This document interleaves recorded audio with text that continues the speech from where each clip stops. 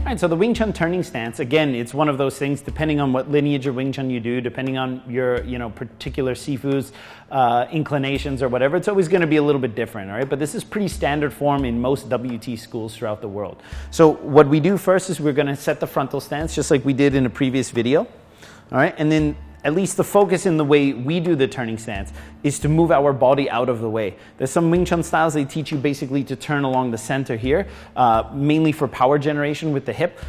This is not the primary function of our turn in Wing Chun. The idea is that if we're caught off guard, if we're not able to go forward, which is our primary MO in Wing Chun, we're going to turn, we're going to move out of the way. Assuming this is probably the most important target, we want to move this completely out of the way of our opponent so we can dash out of the center and attack our opponent back. Now the way we do this, all right, in a very classical Wing Chun way, is you're going to shift your weight onto whichever leg, depending on which side you need to turn to, and as you shift your leg through the knee pressure, all right, the linkage force, your foot is going to turn like this, all right, and then you're going to come back to the center, and then you're going to turn to the other side. Again, like when we're practicing the frontal stance, you always want to keep the knees pulling in together.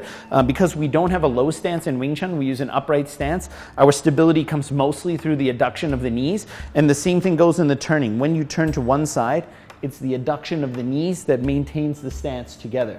So that's also why when you watch me turn, you will only see one foot turning at a time. When I shift my weight, which is the first thing you do, you should never turn first because you're still in the line of sight.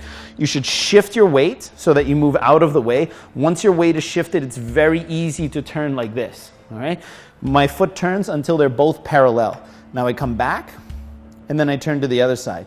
In the turning stance, you should finish at about a 45-degree angle.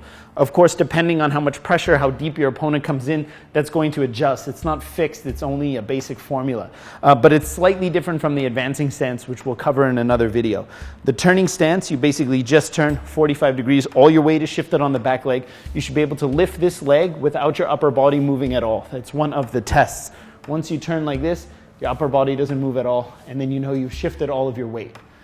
Turning stance.